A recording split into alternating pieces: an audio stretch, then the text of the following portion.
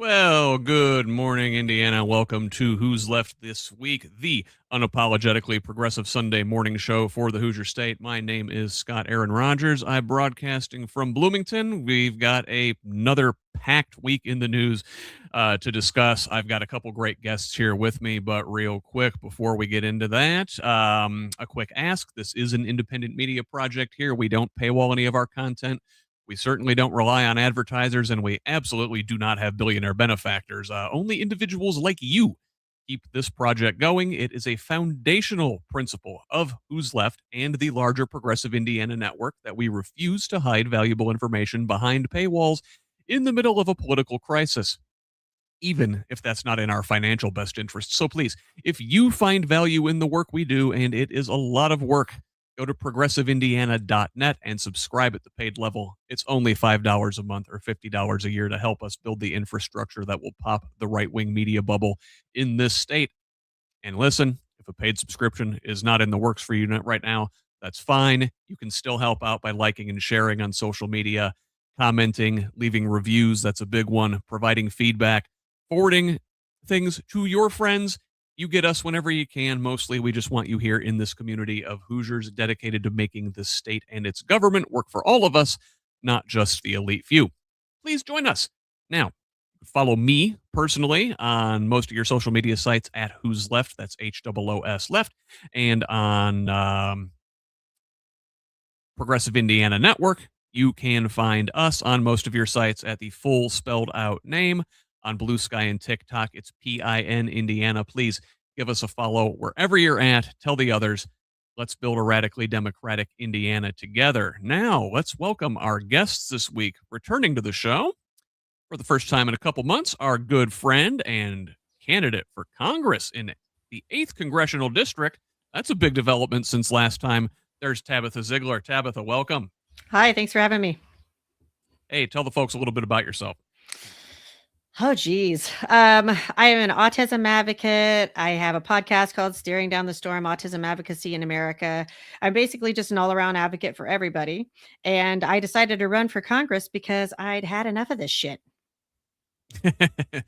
Well, haven't we all? Listen, just I thank you for throwing your hat in there and putting yourself out there. And it's a lot of work to run for anything, but Congress, especially in that massive district of yours, you are going to be all over the place for the next couple months. So, best of luck with that. Now, our next guest here today has a much smaller district to cover, but still a lot of hard work.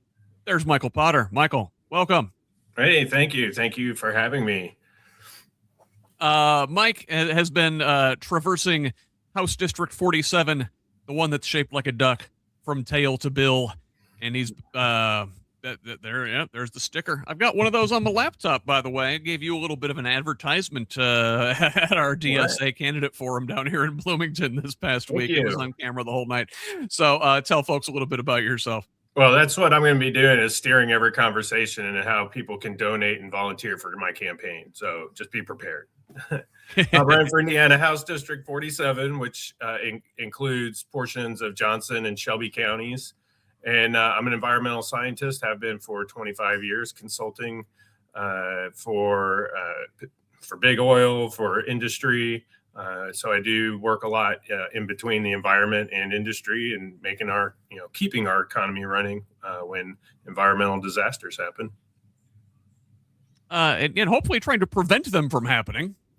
Hey, if we can prevent it ahead of time, but obviously the accidents then show the gaps, and then you have to post engineer that. But yeah, there's a whole network of pre-planning for emergencies and engineering and all that kind of stuff. If as much as we can get out in front of it, the better.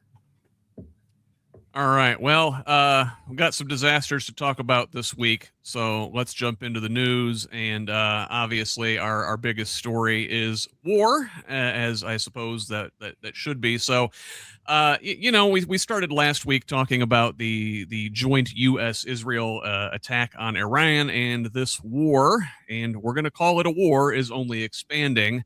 So, U.S. Gulf allies, including Bahrain, Jordan, Qatar, Oman, United Arab Emirates, Saudi Arabia, and Kuwait have all come under attack by Iranian drone and missile strikes in response to the U.S.-Israel attacks. In Kuwait, a couple of, three actually, U.S. jets were shot down in what they say is a friendly fire incident. There goes $500 million very quickly. Fortunately, everybody was able to bail out of their aircraft and survive there. NATO shot down a missile that entered Turkey's airspace. Azerbaijan threatened retaliation after Iranian drones stuck near their Nakhchivan airport, although Tehran denied responsibility. Uh, Even further out, an Iranian ship that had been participating in multinational exercises with the Indian Navy off the coast of Sri Lanka, which included American personnel. This was a multinational exercise. Anyway, the U.S. sunk that ship, their first confirmed torpedo strike since World War II. Meanwhile, experts are raising concerns over a war of attrition, with U.S. missile stockpiles potentially being depleted quickly. Now, Secretary of Defense Pete Hegseth says the U.S. has enough munitions to continue this Iran war, quote, as long as we need to, but Iran may be seeking to deplete the expensive and time-dependent missiles and interceptors with swarms of cheap drones. Now, unprepared for these drones, the U.S. and partners are seeking Ukraine's help. Ukraine has had 4 years of experience combating these Iranian-made Shahed drones used by Russia in their war. Drones that are manufactured on a mass scale by Iran and Russia. They evade radar by flying at slow speeds, low to the ground, and can be launched by the hundreds without need for a conspicuous staging platform. The only lethal strike on U.S. forces so far came in a drone attack on Kuwait. Now, perhaps more concerning and related, Iran is receiving intelligence support from Russia. They're reportedly sharing real-time satellite data detailing the location and movement of U.S. troops and equipment, the first time they've provided such information to Iran. Meanwhile, President Trump says he must be involved in picking Iran's next leader, even as the Islamic Republic is expected to name Ayatollah Khamenei's son Mujtaba as the new supreme leader imminently. Trump told Axios in an interview Thursday that he needs to be personally involved in selecting Iran's next leader, just as he was in Venezuela. And Trump is also not ruling out U.S. ground troops in the region.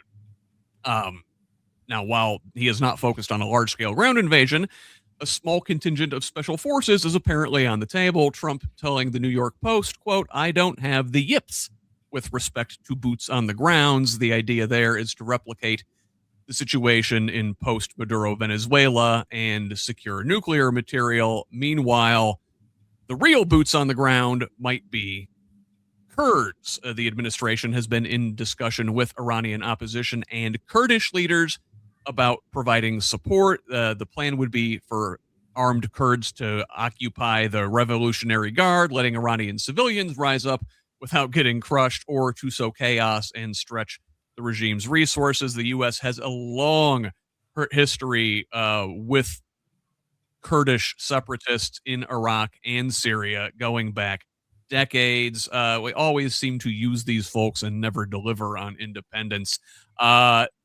Still more with Iran to get to, but let's pause there and talk about this. Tabitha, what are your thoughts? There's a lot going on over there. This is just a giant can of worms. Well, I think it's important to know people's history, right? So I don't think we can realistically have this conversation without having the 1953 conversation. You know, the Iranian people at that time, I need to correct myself. It was 1951 that they actually voted to bring in a democratic government. So they brought in Mohammad Mossadegh, and they loved him. He was great. And then he made the fatal error, if you will, of deciding that the Iranian oil should be for the Iranian people. God forbid. God forbid, right? And up until that point, you know, the Iranians had kind of been taken advantage of by the British Empire. So short version is they kicked them out. They were pissed about that. They went to the Americans and said, listen, we can't have this. We want to get our oil back. And then we, along with our CIA, decided to have a little coup. And this is where you get the extremists coming in. So once again, as things happen, things tend to be cyclical and boomerang back. And it seems like about every 20 years or so, whenever we have some major conflict like this, we do something that has ramifications that makes people upset, and then they act. And we've just now done this all over the world. And we've decided we want to take a bite out of Iran right now, and they're biting back. Yeah, Michael, it's like we like to pretend in this country, I think, that our history with Iran started in 1979 with the Islamic Revolution and the hostage situation and all that. But like Tabitha said, we've been interfering over there for decades now, and we don't like to talk about the precipitating events that led to the revolution. Now, again, not doing any apologies for the Islamic Republic. They are monstrous in and of themselves, but let's not pretend that this is a one-sided affair. Yeah, except, is Trump looking at history? I mean, his advisors likely are, but I think he just wants to flex his muscle here. He sees an opportunity to be the big bad wolf, and he wants to flex his muscle, him and Hegseth and their war machine. I mean, they've said this is what we want, and we want to be on the offensive. And so as a bully, somebody pokes the bully a little bit, knowing full well what the bully's going to do, and they're happy because of the history of the Middle East. They're happy to drag us into a war, and Trump and his cronies are happy to take the bait. Well, yeah, and then I guess we haven't even begun to discuss who else is involved in this and who we might really be working for in this situation. And so let's talk about Israel's role in all this. Now, the Iranian proxy group Hezbollah is said to have launched a drone that struck a British airbase in Cyprus. And that was launched from Lebanon. Israel warned Lebanon of a heavy price as bombardment there pounded the suburbs of Beirut. Israeli strikes have killed more than 200 people and displaced 300,000 in that country. Now, meanwhile, U.S. Senator Lindsey Graham made several trips to Israel over the last several weeks, speaking with their intelligence community and with Prime Minister Benjamin Netanyahu, saying, quote, "They'll tell me things our own government won't tell me." Along with a former Bush speechwriter and a retired general turned Fox News contributor, Graham was perhaps the most prominent voice in Trump's ear pushing for this conflict. Now, Secretary of State Marco Rubio made remarks suggesting Israel walked the U.S. into this war, that they planned on striking first, and that we went along to prevent retaliatory attacks against American assets in the region. Even quote-unquote America First MAGA influencers like Matt Walsh, Mike Cernovich, Megyn Kelly, Eric Prince, and Steve Bannon are all expressing doubts about the necessity of this conflict. And perhaps most concerning, we saw this week that U.S. troops were told by some that this Iran war is for Armageddon. According to the Military Religious Freedom Foundation, the organization has been inundated with messages by concerned members of the armed services complaining of commanding officers injecting apocalyptic Christian theology into their statements to troops. One commander is claimed to have said that President Trump was, quote, anointed by Jesus to light the signal fire in Iran to cause Armageddon and mark his return to Earth. Now, Secretary of Defense, or as he calls himself, Secretary of War, Pete Hegseth, is an ardent Christian fundamentalist who wrote a book called American Crusade and sports a Jerusalem cross tattoo. U.S. Ambassador to Israel Mike Huckabee supports the Greater Israel Project. And, it's ironic, I think, Tabitha, that these religious fundamentalists on both the U.S. and the Israeli side have very much in common with the folks they're seeking to depose. I mean, Iran's regime believes that the Islamic Republic is necessary to bring about the revolution of the Mahdi, or their Messiah, as they believe. I think, Tabitha, I have a hypothesis here, that these religious fundamentalists all secretly hate themselves, and when they look at the other guy, they see themselves in the mirror. Oh, geez. Religion. I mean, I'm going to go with what the French always say, everything in moderation, right? You always have these radicals all over the place. And for whatever reason, these are always the radicals that are dragging normal civilians into wars. So, in that way, we have that in common right now with Iran. We have an extremist government that has some, main players that have some extremist thoughts, but that does not represent the broader voice of the American people, much like Iran. You do have extremists in Iran, but the broader scope of the Iranian people are not extremists. They're just normal people like you and me trying to live their lives, going to school, going to the grocery store, and all of this. And then you have these wackadoodles that decide, right, we just want to play battleship with the entire world at the expense of everybody else. And Michael, what's the extremist Jewish supremacist ultra Zionists that lead Israel, the Netanyahus and the Ben Gavirs and the Smotriches and these guys are seem to be, they have this relationship with these American Christian Zionists who want the all of the world's Jews in Jerusalem so that the rapture can come and then either convert or kill them all. Like, these folks are using each other, and like Tabitha said, we're all caught in between. Yeah, I mean, it's hard. It's hard to have an explanation, right? That's not where we come from, as the three of us on this show right now, and so I know my brain isn't wired that way to think about war and harm to others, and we try to negotiate.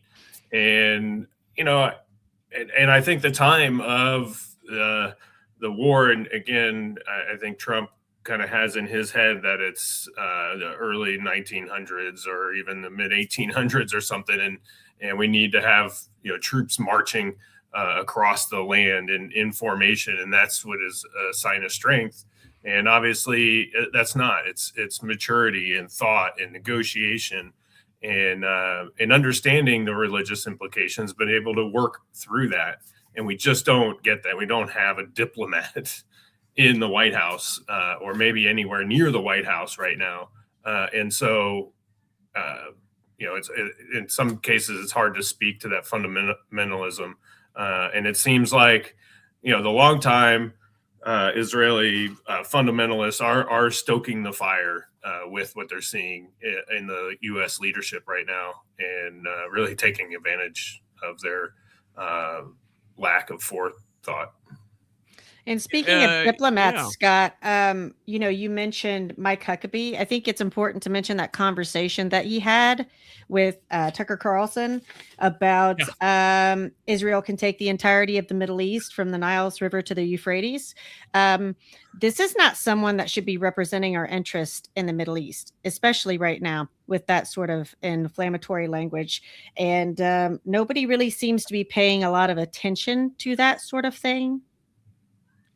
Yeah, well, what's behind that? It seems like the Israel lobby owns both parties in Congress, and where are they? Right? On Wednesday, the Senate voted against a war powers resolution, 47-53, with Rand Paul of Kentucky, the only Republican, joining Democrats in voting for the measure, while a nominal Democrat, John Fetterman of Pennsylvania, joined Republicans in opposing the measure that would have demanded congressional approval before any further attacks.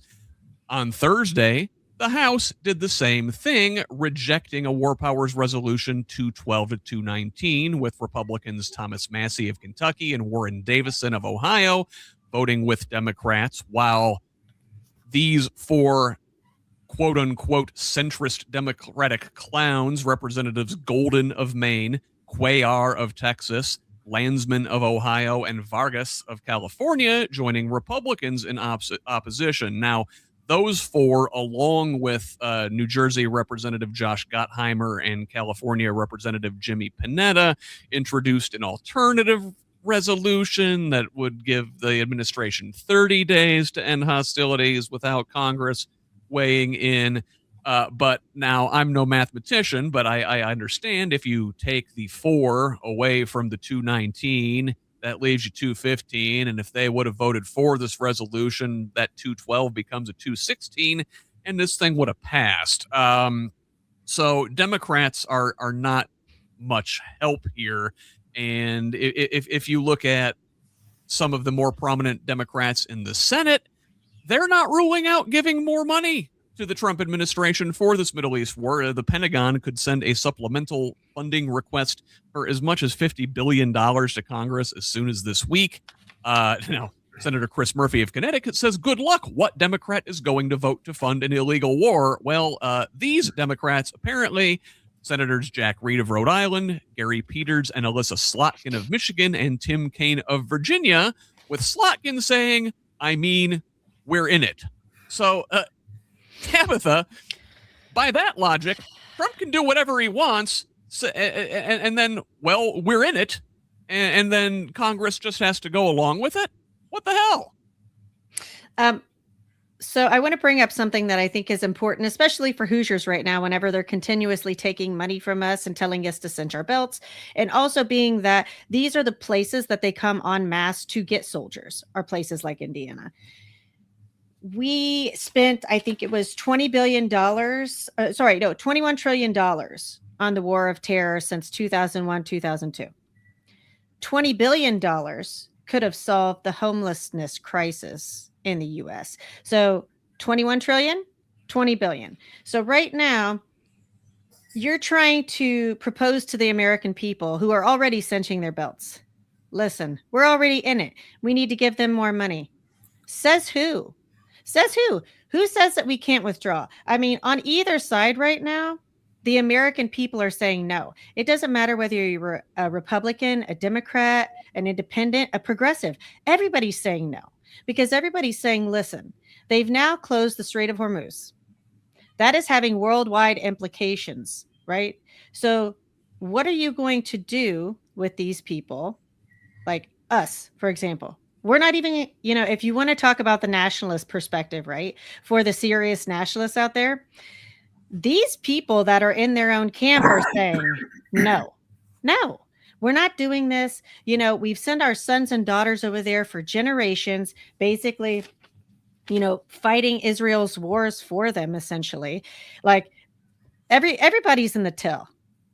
I don't know how many congressmen or senators that we have that aren't taking AIPAC money. And how can these people represent us and then come back to us and tell us what we should be doing with our own money, but we should not be providing for our own citizens? And meanwhile, nothing against the Israeli people in general, right? But how do you tell the American people to continue to flip the bill so that they can have free healthcare, free higher education? Their, life expectancy is higher than ours. And yet you want us to continue to send our sons and daughters to get their asses blown off in the Middle East. No, thank you. Yeah. Michael, thoughts? Yeah, I mean, I think politically, we're kind of fighting the same thing here in Indiana, is that we're making some progress, for on the left, for people that are going to speak out. We have a small group in our legislature right now, and we're trying to build on that. We've had a successful recruiting season, and we'll see how the elections go. And then you have someone like Ballard coming into the independent centrist role here, and that's the kind of people that end up going, well, we're in it. No, we need people on one side or the other. I mean, but now it's on the left right now to say, not be afraid to take a stand, and they're not taking a stand. That's not governance. That's just throwing up your hands and like, oh, I didn't know this was going to happen if I was elected. Like, that's why you were elected, to step up for the people. Say something, do something, hold people accountable. Unfortunately, they pull the money. Are Hegseth and Trump going to actually back off, or are they just going to go find money somewhere else and, sell out to the next dollar around the world? And let me remind you guys, we've been in those wars forever. Like, you're not going to tell the American people right now, oh, we'll be there for a couple weeks. We'll be there for a year. Bullshit. The entire American public knows it's bullshit. Like, if we put boots on the ground, we're going to be there for decades, fighting another endless war, like, people don't want this. We cannot have people in there right now that are saying, let's do something that the American people don't want. Well, on the campaign side, ahead, Trump just said, no wars, no wars. I'm going to bring people home, America first, Yep. da, da, da, da, da. And that was one thing where it's like, oh, I could see how you would win if you're saying, let's have a strong homeland and get out of these wars, and we don't need people there. And then, people ask, why are you so upset with Trump? Because he goes 180 degrees from the things he said. And we that did not vote for him kind of knew that going in, like, oh, this is campaign rhetoric. But I like when people ask me, like, how come you're so upset? Because he said he was going to do the exact opposite. And that's what people, when you ask him, why did you vote for Trump? Because he's going to get us out of these foreign wars. He's going to bring things back to the U.S. and have a strong national homeland. No, he's not. He's going to sell out to the dollar, just like everyone else, and try to and also I think he has this the bully complex where he wants to be the strong man of the world. Well, look at the money that they're dragging in, right, Scott? Like, his family's making money hand over fist on the backs of the American people, and now you want to double down and put war on top of it? Are you crazy? He's just a liar. Well, and I'll tell you what, Tabitha, we don't talk nearly enough about the Saudi element in this too, because obviously the Israel lobby has a lot of sway in Congress, and that needs to be called out. But we don't really put together the fact that Jared Kushner is the glue that's holding the criminal Israeli regime and the criminal Saudi regime together in their corruption. Now, like you said, Americans do not want this, right? A poll this week from NPR, PBS News, excuse me, and Marist found that 56% of Americans are in opposition to the war, with 44% in support. Frankly, I think even that 44 seems too high. Now, 86% of Democrats and 61% of independents oppose this thing, but despite all of those quote-unquote America First MAGA influencers coming out against this thing, 84% of Republicans are still in support. Only 36% of Americans approve of Trump's handling of Iran. 55% think Iran represents little or no threat to the U.S., and the only group that seems to support this thing is white men without college degrees, who, ironically, are the most likely to get called in to, fight this thing, and are also most likely to pay at the pump with their big old pickup trucks. Now, the U.S. crude oil jumped 12% just Friday. It's up 35% on the week and 60% for the year. Gas prices are up nearly 15% this week alone. And the economy is in the tank, with the Dow posting its worst week in almost a year. It's in negative territory for 2026. This on top of a jobs report from February that just came out showing the economy lost 92,000 jobs while unemployment rose. Tabitha, why is it the people most likely to be harmed by this thing support it? So let's talk about Indiana on that, for example. You have a large portion of this population that are either ex-military, families of military, have some sort of generational relation to civil service in that way. And I think it's really hard for them right now when they put their trust in these people. Now, I'm not saying whether they should have or not, right? But they did. They put their trust in these people. They believed what they said. Maybe they do have a little bit of buyer's remorse, but by and large, these are a very patriotic people that they want to do the right thing. And for whatever reason, it's just not resonating with them right now, that they've put their faith in bad people that are manipulating and exploiting them. And I think that's part of our job, right, is to help them with that, to give them another source of information to say, look, you know what? Sometimes we make mistakes, and sometimes the mistakes that we make might be little and might have large repercussions. And that's what's happening right now with President Trump and all those cronies, because they don't actually care about the people of Indiana. So all of these Hoosiers that they're going to send to die for their agenda, when they won't send their own sons and daughters, it's just not registering with people right now. Yeah, it won't. And I'm afraid it'll take entirely too long for folks to get it. Michael, last word on Iran before we turn the corner. We need to get out of the war. I mean, there's not a whole lot to say there. We need to wrap this up. We need to get out of there. That's what he was elected on, or one of the main things he was elected on, is staying out of foreign wars and get out of there. There's going to be conflict for a long time in the Middle East. It's just religion's involved, and that's what's going to happen. And a lot of money in oil, or oil equals money, and we just need to keep our distance. Scott, can I add a couple things real fast? Oh, go ahead. So for anybody that really wants to know what's going on in the Middle East, you should go straight to the horse. Read the Jerusalem Post, Haaretz, the Times of Israel, and Al Jazeera. That should be your center point for Middle Eastern culture, because we're not getting the accurate information here. No, our corporate media is asleep on the job, or perhaps intentionally so. So you'd be hard pressed to find that there's other military interventionism going on in this country as well this week. So we talked about the Gulf states and Cyprus and Lebanon and, blowing up ships off the coast of Sri Lanka. Well, the U.S. also launched military operations in Ecuador this week, conducting joint operations with the Ecuadorian government against drug gangs that are, designated terrorist organizations by the U.S. Their president, Daniel Noboa, is a Trump ally. Now, Ecuador this week, also under pressure from Washington, expelled Cuba's ambassador from Quito.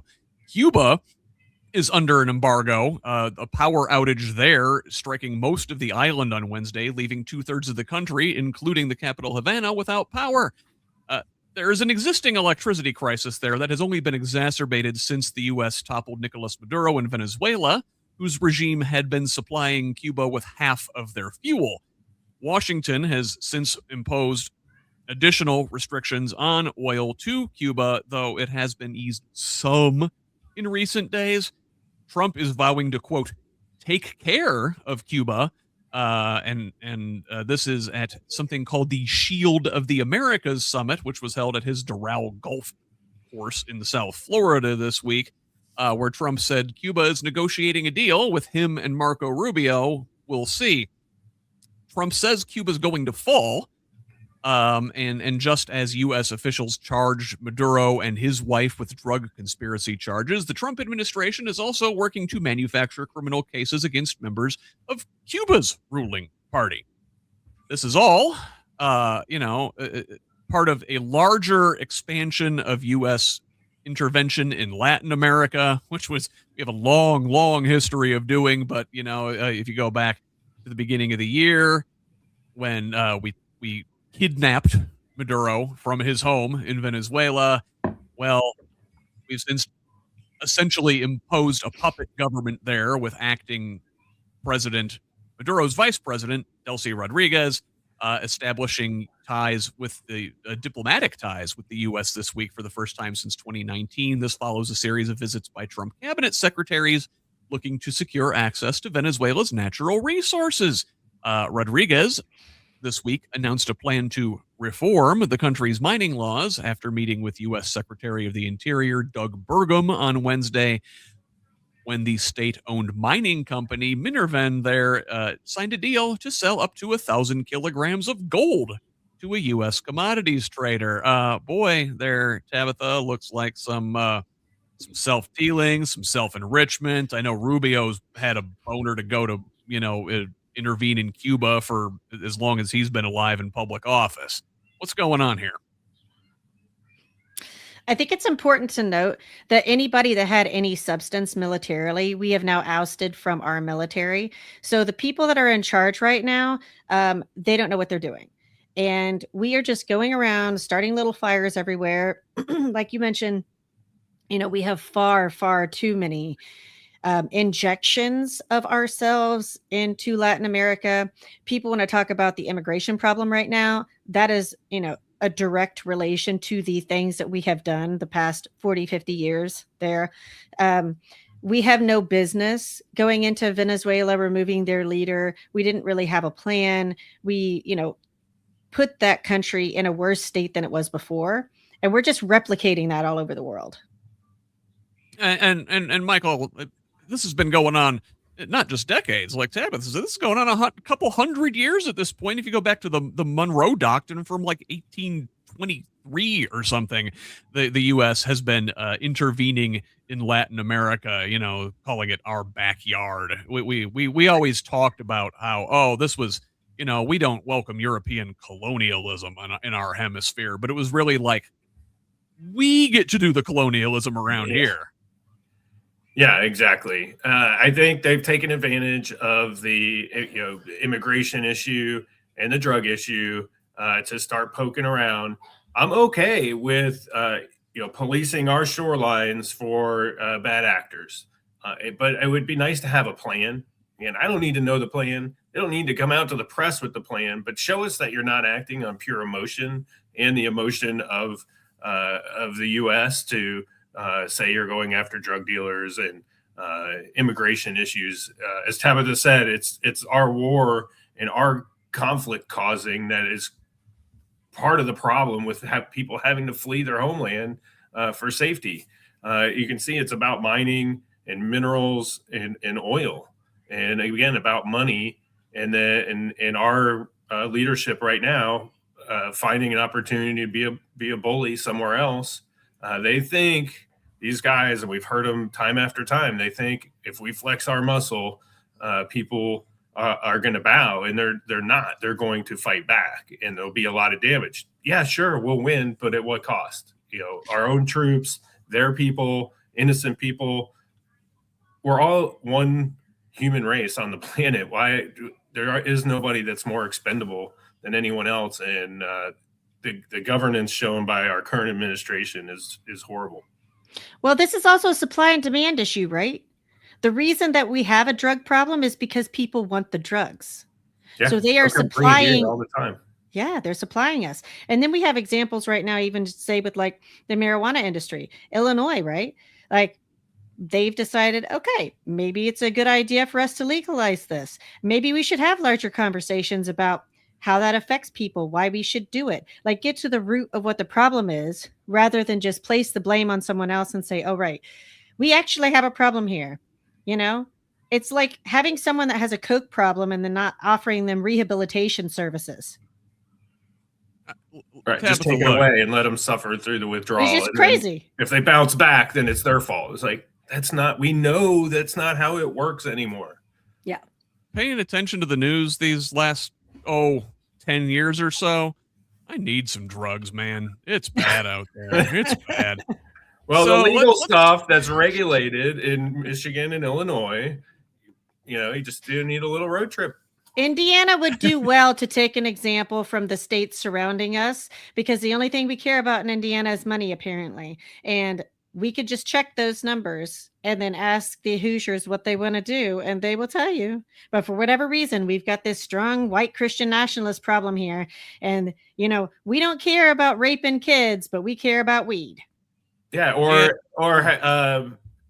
donations and funding from the Epstein class and the takeover of our public utilities, all for money, but not marijuana, not cannabis. There you go.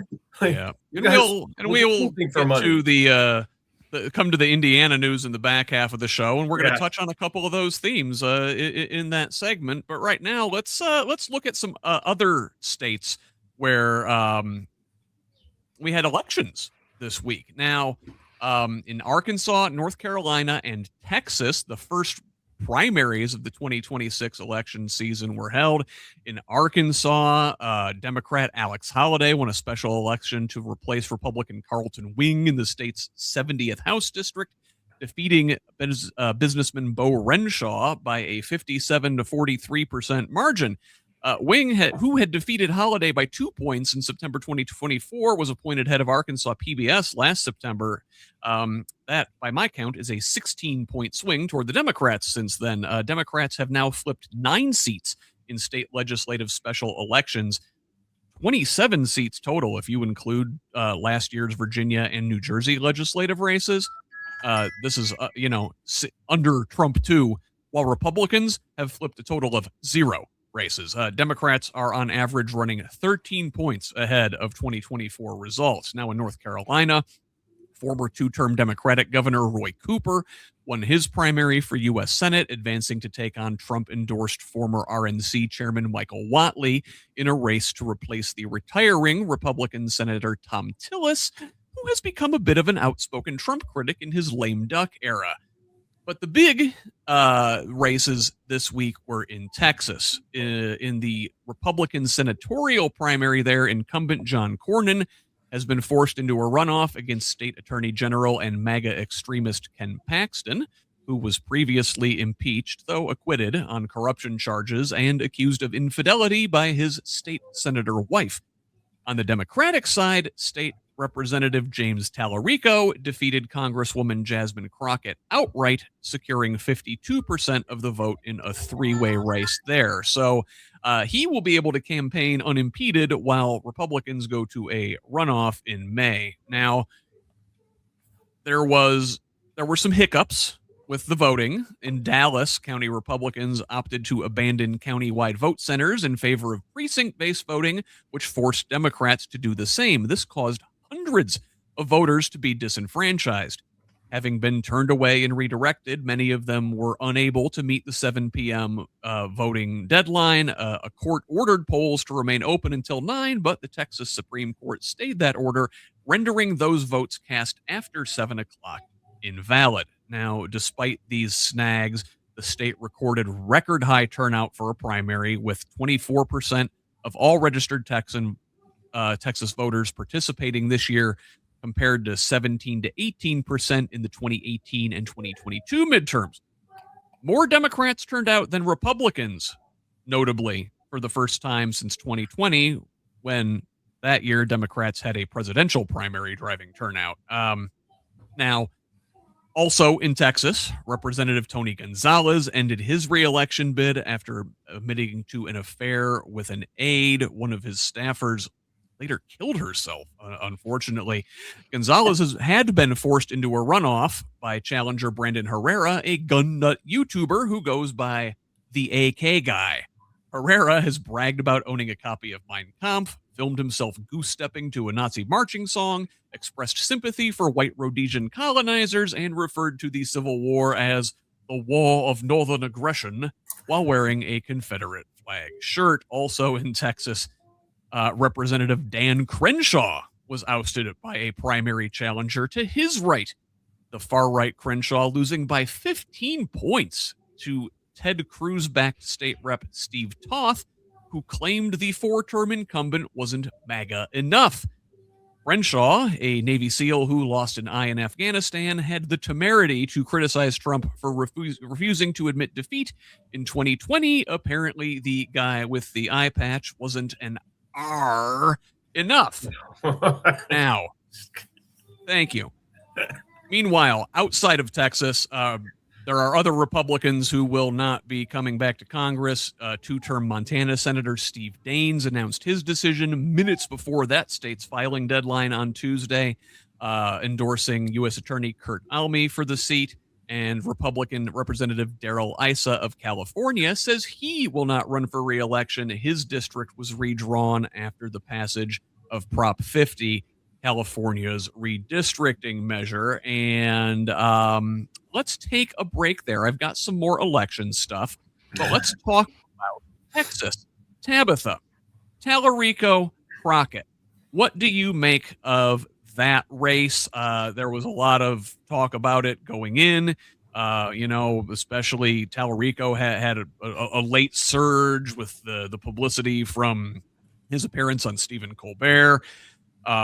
Crockett had appeared with Colbert previously, but, right at the deadline, that was a bit of a controversy. And then, you're seeing folks in the aftermath accusing Democrats of, misogyny and racism and not choosing Crockett. What do you make of this? We would not be doing ourselves any favors if we did not have the patriarchy conversation. And I think that it's important to have, because I liked both candidates, right? But it is quite telling that once again, we pick a white male. And like I said, I like the guy well enough, but I just kind of feel like there is a portion of it that falls into this whole like angry Black woman that I don't think we should be having, because she's very intelligent. She was very capable. I personally, as a woman, as part of the LGBTQ plus community, I can see where that would happen. I could see where people are like, right, we think she's smart enough, but we're just not quite sure we're ready for it.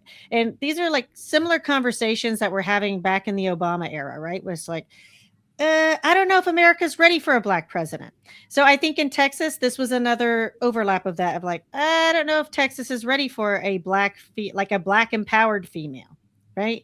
I do not think we're doing ourselves any favors if we avoid having that conversation.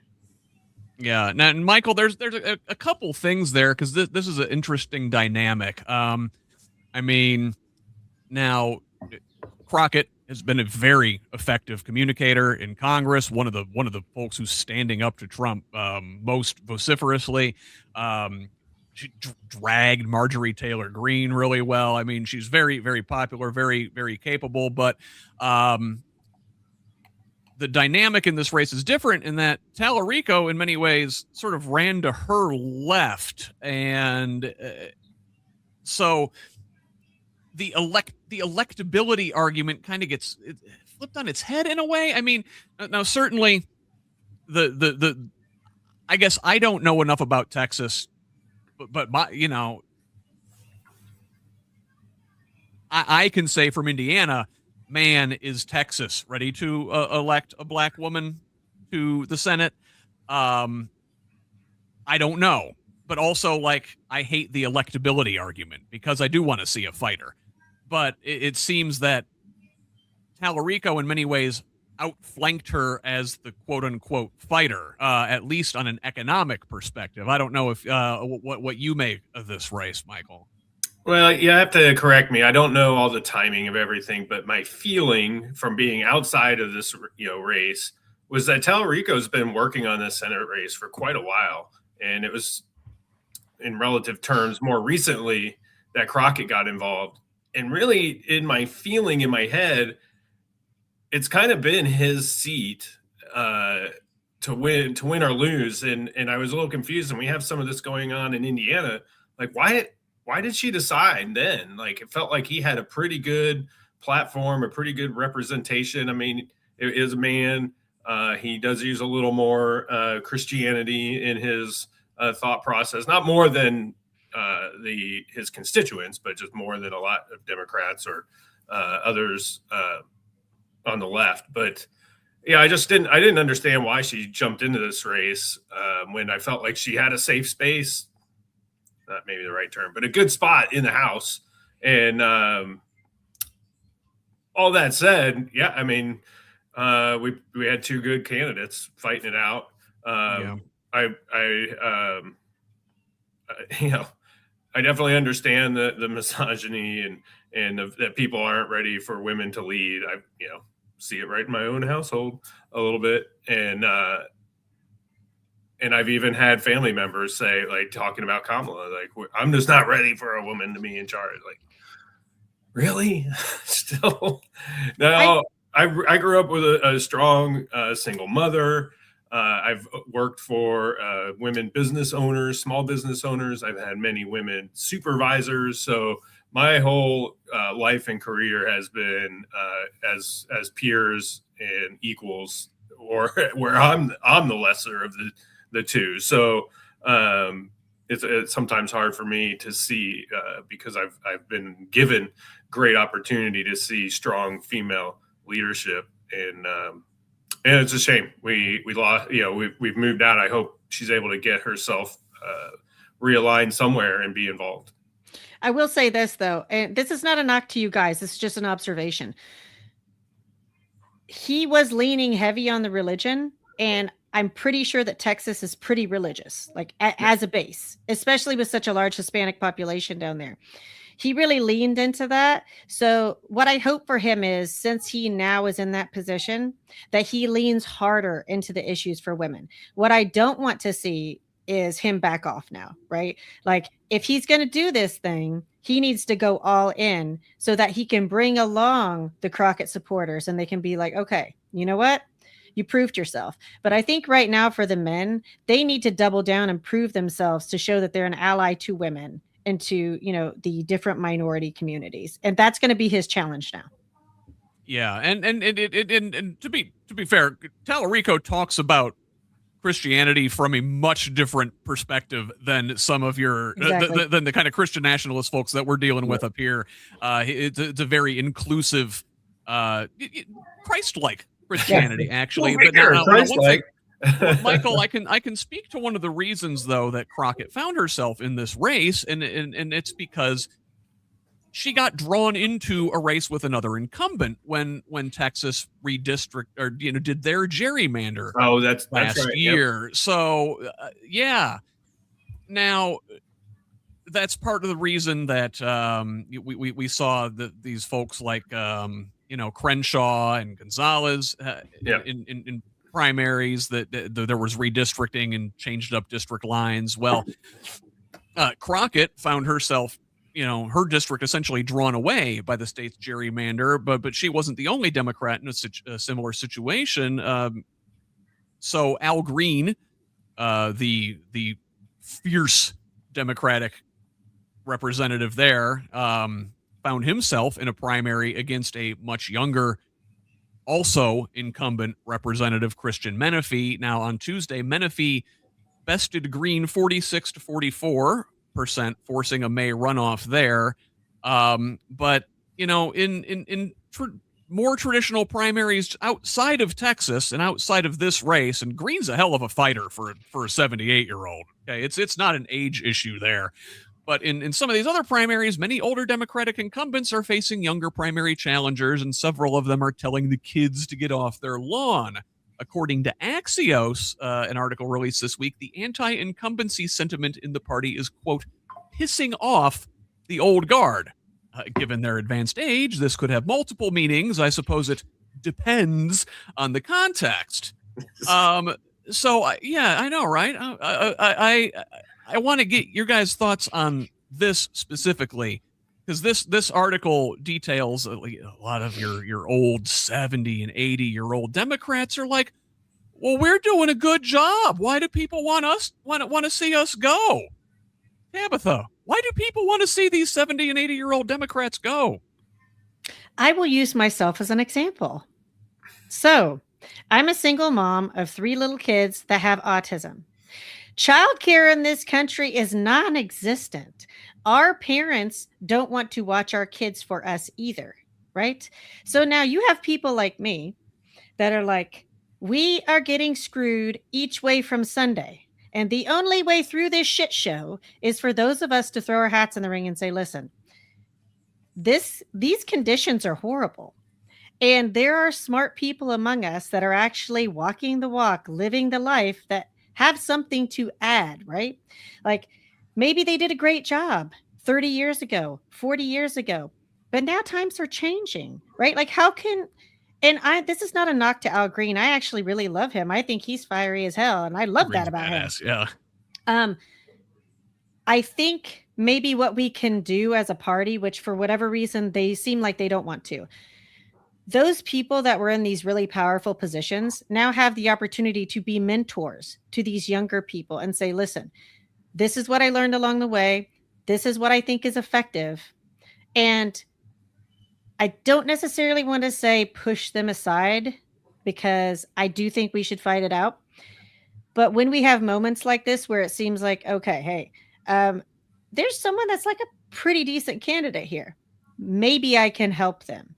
I think that's where the Democratic Party is really getting it wrong, because you have all these progressives flooding to the scene now. These like no normal Joe Schmoes, right? That are just like fighting the power, and they're doing it for the right reasons. Like this is a justice thing for us. None of us are getting in this because of the money or whatever. Like it's the injustice of the situation. And that is why we're rising to the occasion. Yeah, now, and Michael, Tabitha spoke to this. Al Green gets it. He's one of the good ones that's 70 and 80 years old still in Congress. He's a hell of a fighter, but a lot of these folks have been around since the Clinton era or longer. They're like well established. They got comfy with the corporate direction of the party. They don't get the fight. They have not digested the lessons of the Trump era. Why don't they go spend some time with their grandkids? Someone in the chat over on YouTube says, like, his parents have great grandchildren and can't afford to retire. Yeah. These 80-year-old Congress people can afford to retire. Yeah, they can. At 51, I think a lot of the folks in Indiana look at me as like the young crowd. 51 isn't young, and I think much like Tabitha, there wasn't a plan to be a politician, but things weren't they're just not getting done. And in Indiana, the party was withering away, and thankfully people have started injecting themselves. And I just ran into yesterday at an Indiana House caucus candidate event, a woman who I was friends with in high school. We haven't seen each other. I saw the name pop up and I wasn't able to reach out to her. So we finally crossed paths. Like, how bad do things have to be? How unjust for us to now be involved in politics. Now, it turns out I kind of like it. I love talking to constituents and trying to represent their voice when I can. I'd love that opportunity. But yeah, and I don't know if it's term limits. I don't know if it's an age cap. I don't think an age cap, maybe 80 or 85, like something crazy high, because there are the Al Greens that are still fiery. Bernie Sanders, who, very clear of thought. And progressive and kind of coming along with the time. And so I don't know that there should be I would like term limits. I think term limits are necessary, and they can be long. These guys are like going on 30 plus years sometimes. So to have a 12 or 16 year kind of term limit thing is plenty of time to get the consistency of an office and the institutional knowledge, but yet not just sit there complacent. And we need a plan. At least I'll speak, as a Democrat, we need to have a better plans on mentoring and transition. And I know in Indiana, we see this where a lot of times as we come up to elections, Republicans start, I have a personal conflict. I have to leave office. They slate somebody in, and now that person's the incumbent, 2 months from now when the elections come up, right? That's not an accident. Oh, what happened in their life? No, that's how they play in their succession to get that name recognition, to do the mentoring, to just keep the ball rolling. And we need to be better at that. I'll say this to add to your stuff. We have to remind people that these are civil servant positions. Like, these are supposed to be of the people, for the people. And how can we truly represent the interests of the people if we continuously take, APAC money, big PAC money, corporate money? Like, how can you be truly beholden to your constituents, right? Because, someone in Congress right now is making upwards of $150,000, but their constituents are barely scraping by on $50,000. Like, how can these type of people that are constantly accepting all these bribes from all of these outside institutions really be good representatives of their people? And I think, that's a larger conversation that needs to be had. But corporations are people. Well, it doesn't seem like it, like in these current situations that we have, right? It seems like it's the millstone is always slung around the individual taxpayer's neck. Yeah. So, wow, we're already coming up on an hour, and we're still in our U.S. stories. So I want to kind of breeze through the next couple before we turn the corner to Indiana. So we got to talk about ICE again this week. Now, on the election front, of course, there's a 17-page executive order calling for Trump to declare a national emergency and seize vast power over elections. This is circulating in the MAGA orbit. It's based on a false claim that China interfered in the 2020 election. It seeks to reduce mail-in voting, ban voting machines in favor of hand counting, void state voter rolls, and force all Americans to re-register to vote in person. It mandates voters re-verify their status before every election, orders all absentee ballots be notarized, and requires strict voter ID and proof of citizenship, which would reduce the voter rolls by a ton. The statutes cited in the memo do not give the president power over voting. This is a power granted to the states in the Constitution. A Trump attorney who has been suspended twice from the Florida bar, along with right-wing conspiracy theorist Jerome Corsi, are behind this order, with amplification from the likes of Steve Bannon, who has repeatedly called for this scenario on his War Room podcast over the last several weeks. Well, Bannon has also advocated for ICE to be policing the polling locations. And this week, we found out that ICE's claims in a fatal shooting last year of a U.S. citizen were bogus. Video of the fatal shooting in March 2025 of American citizen Ruben Ray Martinez by an ICE agent contradicts claims that he was shot because he attempted to run over another agent. ICE didn't even acknowledge one of their agents shot Martinez until this February, weeks after they had used the same excuse in killing Minneapolis mother Renee Good. Meanwhile, last month in California, a Mexican man, Alberto Gutierrez Reyes, died in ICE custody after being denied medical treatment. Reyes is the 9th known death in ICE custody this year. Now, head of ICE, head of the entire Department of Homeland Security, Kristi Noem, faced a good grilling in Congress this week over this and many other things. On Tuesday, Noem faced aggressive questioning from both sides of the aisle in a hearing before the Senate Judiciary Committee. Democrats pressing her over false assertions that Good and fellow Minnesota ICE victim Alex Preddy were domestic terrorists. Republican Tom Tillis dragged Noem for a solid 10 minutes, while Louisiana Republican Senator John Kennedy questioned her $220 million ad budget. Both sides questioned the agency's over-aggressive posture and tactics.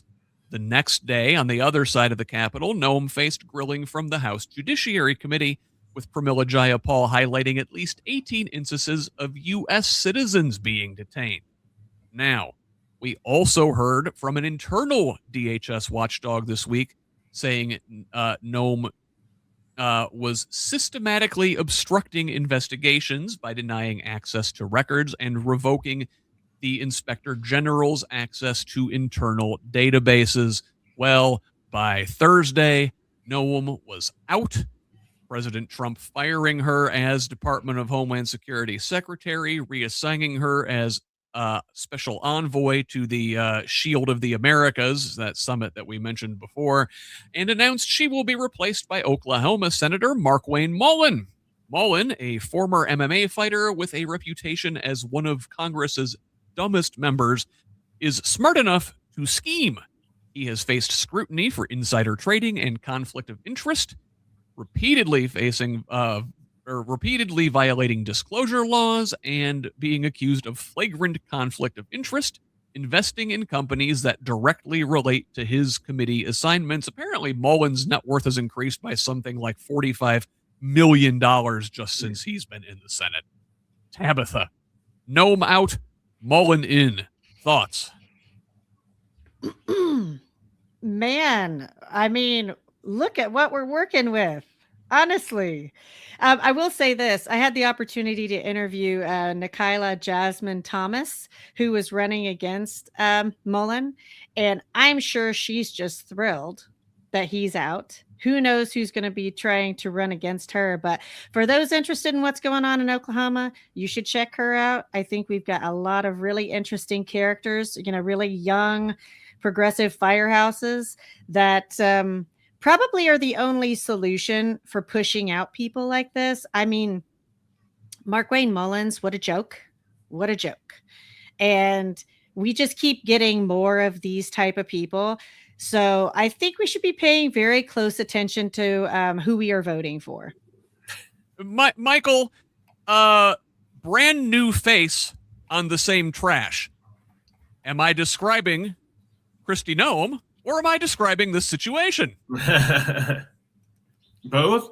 I think that keep this short. It's just they felt like they needed to make a move, so they took one person, replaced her with the same person with a different skin, and on they go with the same agenda. So let's move on and talk about another corrupt agency under the Trump government, and that's the Department of Justice. So a couple things we got to talk about this week. Now, the DOJ says it's going to keep defending Trump's attacks on law firms 24 hours after saying they wouldn't. Under pressure from Trump, the DOJ also has been trying to prosecute the members of the Biden administration for his use of the auto pen. Well, apparently that's falling apart. Now, the House Oversight Committee has subpoenaed Attorney General Pam Bondi this week over her handling of the Epstein investigation. Speaking of Epstein, Commerce Secretary Howard Lutnick, I always want to say Nutlick, Howard Lutnick is due to appear before a House panel probing his Epstein ties. And, you know, wouldn't you know, this week, while we're talking about war with Iran and, you know, overthrowing Cuba potentially and everything else, these elections going on, this week, the Justice Department published a document containing credible sexual assault allegations against Trump made by a woman who alleges Trump assaulted her both physically and sexually when she was between ages 13 and 15. Those documents had gone missing. Isn't it funny, Tabitha, that this week is when they get published when no one's talking about it? I'm a mom and I have children. I cannot conceive of a world where people that have children do not care about this. You know, I think it's ridiculous that we're supposed to be one of the leading nations in the world, and yet it takes Poland to say, hey, you know what? We're going to expend resources to dig into this. We have documents proving that our president has allegedly several times engaged in, at the very least, inappropriate behavior with minors. And now we have this whole big Epstein racket and all of these seriously wealthy people that are friends with said person sort of getting off. Like, nobody's been arrested. I'm not shocked. I think it's disgusting. How can we put a person like this, that's supposed to be the leader of the free world, right? And yet then this person is making decisions to put our military in places where we're killing children. I don't know. Like, all of the things surrounding children with this guy is just wrong. Michael, I don't know your thoughts on this. It certainly seems like I don't know if I buy the this is everything's a distraction from the Epstein's file argument, but boy, it certainly seems on a week like this that it holds some sort of water. Yeah, I didn't want to buy into that these distraction tactics, but yeah, the timing. Of course, the whole administration's a bit of a clown show. So yeah, of course, two things are going to line up because everything they're doing has some glaze of corruption on it. So maybe I hate to give them the forethought because they don't seem to have the intelligence to pull that off. But they've pulled off a lot of things. So I hate the Epstein thing. These people need to be held accountable. How many times does a name need to appear in a file? It's literally the Trump file. It's not even the Epstein file anymore. And we just continue to be like, oh, I'm sure it's just a misunderstanding or whatever. Like, no, these people knew. All they're concerned about is making their next buck. And we have to start holding people accountable. We can't just be like, oh, sure, I understand how you just want to conduct business, and that guy's a businessman. So it really doesn't matter because what he did, that didn't involve his business in your business. The fact that he is not in jail, and most of these guys are not in jail, that's my business, and I'm sick of it. Well, how do we have the DOJ running cover for these guys? Like, they're Yeah. supposed to be independent. These are supposed to be the people that bring these people down, even if it is the president of the United States. They're the ones supposed to be digging in. And this woman, for example, is running cover for these MFers. How I are don't get it. they not held in contempt already and been lost their jobs? Again, I don't know if it's a jail sentence for not getting the files out, but certainly lose your job. They're just, and again, who's going to prosecute them, Michael? The Department of Justice? Whether it's the Democrats or other departments, like they need to be held accountable, or holding these other folks accountable. You didn't get the files as the subpoena requested, done. Or the law, I mean, I guess they drafted a bill, then you're done. You're out.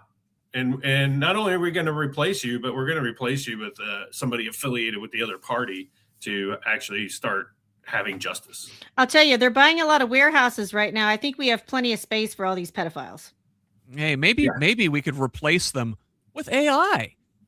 So we got to talk about AI a little bit. So the company behind ChatGPT, OpenAI, is on defense after competitor Anthropic has surpassed them as the top downloaded app in the app stores.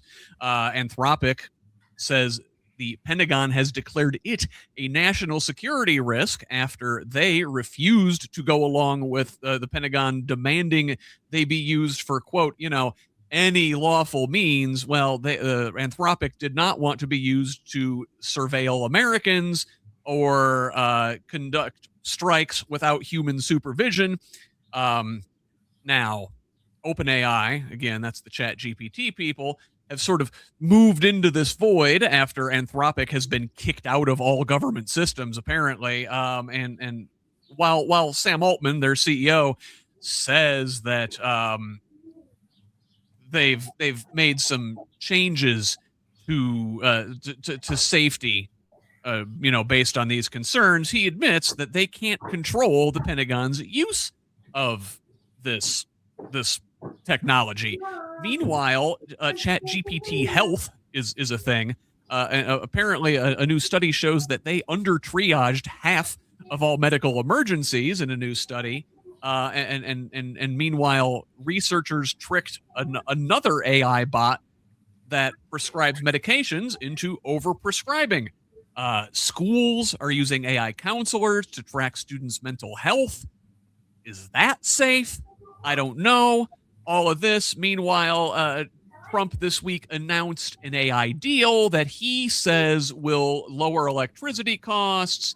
It's supposed to shield consumers from the rising bills that go along with the AI over-consuming, being very energy dependent. I don't know. There's reason to doubt this, but what do you guys think of the AI news this week? There's a lot going on, and actually it's going to bleed into our Indiana section here momentarily. Tabitha, Anthropic, the Claude is their AI bot, has surpassed ChatGPT. People are dumping ChatGPT in droves because they're getting in bed with the Trump administration. Meanwhile, Anthropic is making somewhat of a stand. I mean, I guess, is it enough of a stand? What are the ethics on this regardless? What do you think? In the world of people like Elon Musk and Peter Thiel, right? Thank God somebody has some sort of a conscience, honestly. I mean, I have to at least give them props for that, because there are so many people just running amok, and and geez, I don't even know what to say about these people. They're not human. They're not human. So at least the Anthropic people are like trying to be human.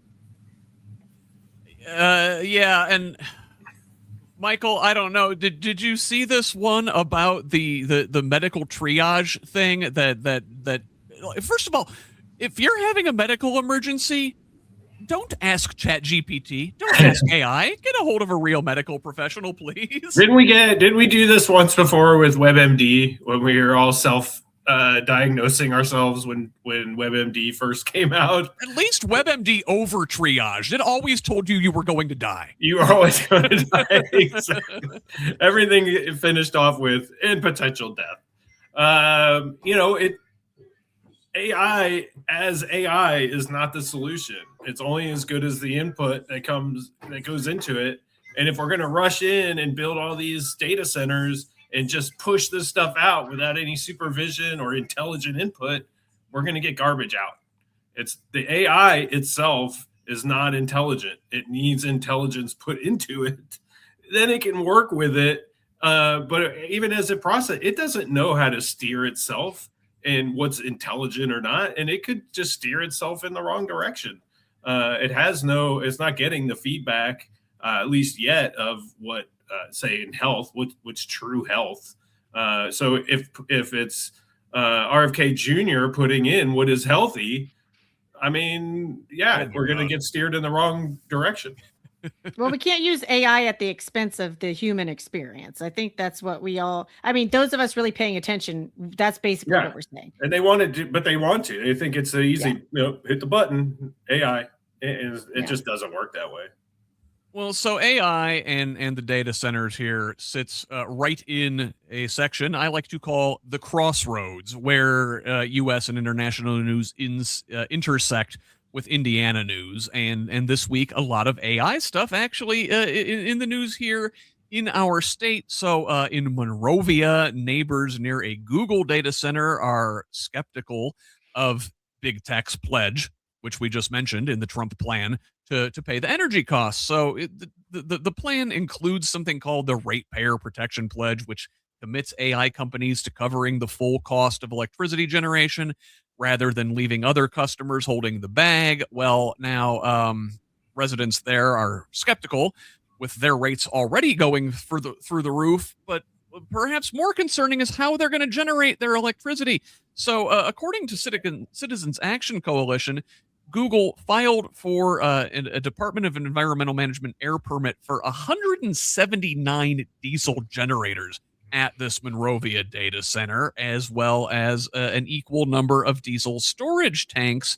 Now, they say this is for backup generation, but if the utilities can't keep up, and, all accounts say they are not going to be able to keep up if these things keep growing at the current rate, they're going to be firing up all these diesel generators and, number one, just burning all those fossil fuels, and number two, spewing the emissions into the air across the state. Now, it's not just the rural areas like Monrovia. Residents in the historically black Martindale-Brightwood neighborhood in Indianapolis have also been trying to fight off a data center. Now, that one only has 36 reported diesel generators on site. What a bargain. On Wednesday, the Department of Metropolitan Development Commission delayed a zoning decision on the proposed development by LA-based Metro Blocks. Last month, a Department of Metropolitan Development hearing examiner, Judy Wirtz Hall, recommended approval of the project, telling community members, "The public isn't my boss." Though we should note her position is that of an independent contractor, and she's paid via taxpayer dollars. Now, one man who can't say the public isn't his boss is Mayor Joe Hogsett, who is at least theoretically directly accountable to the people. Though the mayor has not publicly taken a position on data centers like the one in question, Indianapolis Economic Development Incorporated, a nonprofit established by his administration and chaired by Hogsett and helmed by his handpicked leader, announced their support for the project in an undated, unsigned letter. But hey, all these data centers spewing CO2 into the atmosphere in the middle of a climate crisis, it's fine. Unproven carbon capture and storage technology will save us, right? The EPA issued a permit for One Carbon Partnership to inject 13.5 million metric tons of carbon dioxide underground in Randolph County over the next 30 years. What can go wrong? Michael, I want to start with you on this one. And I want to sort of work backwards here with that carbon capture thing. This is unproven technology. We don't know if it's really going to work. We don't know if it can pull carbon out of the sky that's already been spewed into the atmosphere over the last 150 years. What happens if that stuff escapes? Well, it displaces oxygen, and so people could get injured if it escapes. That being said, I've actually responded to an incident where the Coke machine at a gas station, a line got cut, the CO2 feeder line got cut, and it filled up the gas station. And it was one of those small, you could walk in it, but it was kind of like that small, like single U-shaped kiosk kind of thing. And so with that release of CO2, it did not kill the cashier, but it did make him sick. The fire department came and they were a little confused, and the firefighter went in with his meter. And I don't know what was going on with their meters, but he came out and was like, "Oh yeah, I definitely feel dizzy after being in there."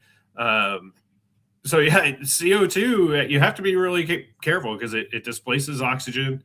And I actually end up looking, and that happens in restaurants and bars, and people have died, particularly because during COVID, you might have had like the one, they call it a sixth keg in the beer industry, just kind of that skinny, small, about knee high tower of CO2 for a fountain. Well, during COVID, they didn't want to deliver as much. They didn't want to go inside. So they put the much larger 5 foot tall, kind of 2.5, 3 foot diameter tanks outside.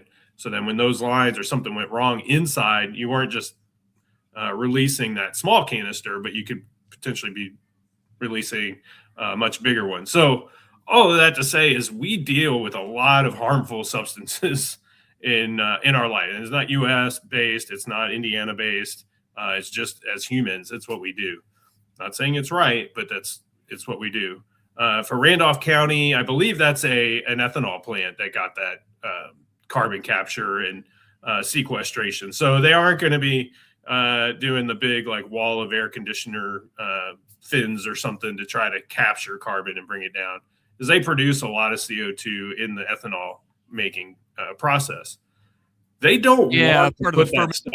fermentation, I guess, but like we've seen these stories in history of like swamps belching forth giant CO2 bubbles that kill whole villages. Like, I don't know, imagine something like that in Randolph County. That's scary stuff. Now, Tabitha, back to the AI data centers, like nobody wants these. Rural communities don't want these. Urban communities don't want these. They're driving up the electrical bills. Okay, the Trump administration says they're going to pay for their own electricity, but what are they going to do? They're going to burn diesel fuel in people's neighborhoods. We've seen what Elon Musk's XAI is doing in Memphis, polluting a historically black neighborhood with generators there. This can't continue. This is not sustainable. No,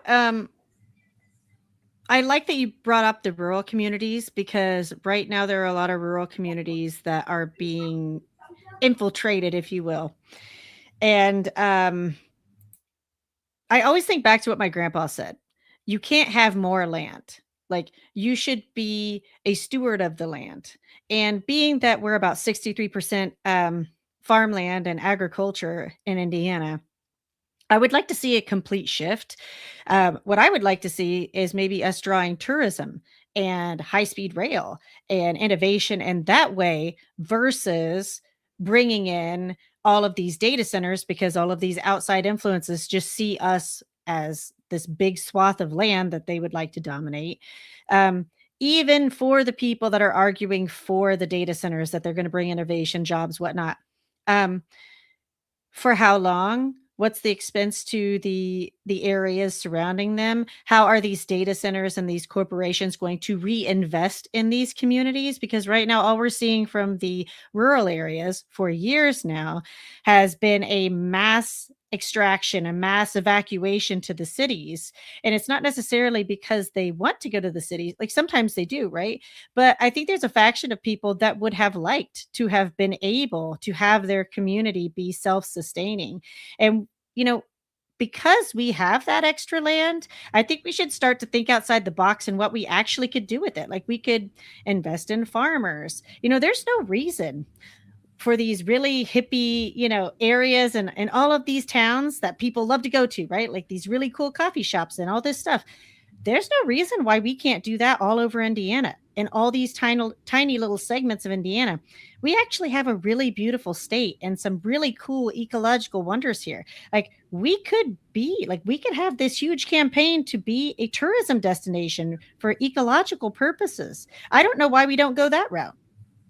As the U.S. Loses manufacturing, I feel like one of the big areas that we could improve, especially in areas like Indiana or West Virginia. I had to go to West Virginia for work, and it's a little weird how all the mountaintops are kind of cut flat because of the coal. But what it does is it leaves all these accessible mountains. Like West Virginia could easily be one of the top 10 mountain biking destinations in the world, because now all these little mountains have flat tops, hotel or bike shop up there, right? And then you can, and there's trails everywhere to be able to get to coal and natural gas wells and things like that. I just looked at it, I was like, it's absolutely stunningly beautiful in West Virginia. If you could get away from the coal mine and the coal dust, it happened to be actually I was there in the spring. Well, so everything started blooming. We started out in the winter, and then I was there through the spring as all the trees and flowers started blooming in all these valleys. And customer, I want to say customer service. That's not the service industry and tourism. People still want. No, I don't know if they still want to. They did up until maybe this last iteration of the administration. They love to come to the United States for tourism, and there's a lot of opportunity there. In Indiana, we could lean into our trail systems and having state trails that cross the state, and so people ride their bikes, and then they have to stop and have a coffee or a beer and lunch and dinner, and you can make a tourism program out of cycling touring. The other thing is I'd like, and I have no, I'm not going to dig it by hand, but the old shipping canals is to restore them. And if you've ever had the chance, or if you've ever been canal boating in England, they transform their old little mini coal barges, and they're like little motor homes. Spend a week on a boat, going 3 miles an hour down these old shipping canals, and you stop again for lunch and dinner at pubs along the way and restaurants, or you can walk a little bit into the city for those that go into the cities. And I think that can have a revitalizing effect. I think around Indianapolis, we've seen that with the Monon Trail, that shops and things have popped up along that. And I think we could really lean into something like that. So that's great that you kind of talked about that, Tabitha. Yeah, I mean, background on me, right, is I've spent a lot of time in Europe. So now I've had an opportunity to see how different things are run. And, a lot of the nations that get a lot of ecotourism are doing just that, right? You have countries like the Netherlands, for example, where there are specific communities that are carless. Like the only way that you can travel in or out is by bike or by boat, and people love it. And so here we have, all these streams, rivers. I mean, even if it's little ponds like where I'm from, right? You can have these little farming communities that you can reinvest in the community by these city people coming and, oh, hey, we'll teach your kid how to fish. I mean, there's just endless possibilities for reinvesting in these small communities. One last word on AI real quick, Scott, is that, it's obviously intentional, right? They Senate Bill 1 from last year really gutted local government funding. And so then these data centers come in, like, how about, and they can undercut it, right? How about $1 million? How about $500,000? And these governments almost have to take it because they don't have a replacement for that revenue from our legislature and our governor gutting their funding, which just, it didn't make sense at the time. But now seeing these companies come in to fill that funding gap, which is a discount for them, they like to say, well, we're investing $400 billion in your community. No, you're not. You're investing $400 billion in your computers. How does that doesn't help the community? Start investing in the community through water programs, through the air programs. Like they are targeting underserved areas that don't have a voice. And so, folks, if you're watching, please get out on these protests. Go help your neighbors. Right now, it may not be your backyard, but it will become your backyard if we don't stand up and continue. We can have data centers but they don't need to run on 178 generators. They don't need to consume all our water, and then they don't need to discharge polluted water back to our waterways. Those can all be mitigated. And they don't There's always ways to have to do be in the this. rural communities, right? Start putting the things, if you really want it, then the cities have to take some of this too. Same with like the solar and wind. The cities, they have to start putting these solar panels on the tops of roofs and whatnot. Like, you absolutely cannot put the entire burden on the rural communities. And these things should be moving into like old shut down warehouses and stuff instead of building like all new on pristine land, like you're saying, Tabitha. I do need to move on, as we're already at an hour and a half, and we're not going to get a chance to talk about everything today, I don't think. I do want to get on the record a couple other things at the crossroads here. There is some ICE stuff going on in Indiana. We found out this week that Marion County detained over 1,000 immigrants for ICE last year. Graduate workers here down at IU Bloomington are demanding that IUB become a sanctuary campus. And Indiana Capitol Chronicle had this one from the Larger States Newsroom Project that some Republican states are getting pushback from employers on immigration crackdowns because it turns out they need to hire immigrants. Now, I did want to move on and continue sort of on this power generation theme, though, because this week, AES, the parent company of Central Indiana's large electric provider, AES Indiana, has agreed to be purchased for $33 billion by BlackRock subsidiary Global Infrastructure Partners. BlackRock, as you know, is private equity, or it's an investment firm that owns, stakes in everything. The new owners would take the company private, buying out existing shareholders, and they say the change would not impact customers, but Congressman Andre Carson lambasted the move, saying private firms having a stake in public utilities, an essential service, will put profits over people. AES canceled in Indianapolis Community Open House due to what they say were numerous severe violent threats across social media. They had 2 more of these things planned for next week. Well, they canceled those too. And I can only imagine why people are pissed. As bills have spiked this winter, AES is essentially blaming individual customers for their increased usage and encourage them to review their energy usage online and discover ways to save. Tabitha, this is the neoliberal capitalism turned up to 11 exploitative model that we've been running on in this country for 50 years now. It's always the individual's fault and never industry's fault, right? Well, I've always been a fan of Bernie Sanders, and I feel like he's one of the last ones that's like taking a stand for the American people. Didn't him and Ro Khanna just introduce something recently saying that essentially they would tax the billionaires 5% and that would create like a cushion for the middle class?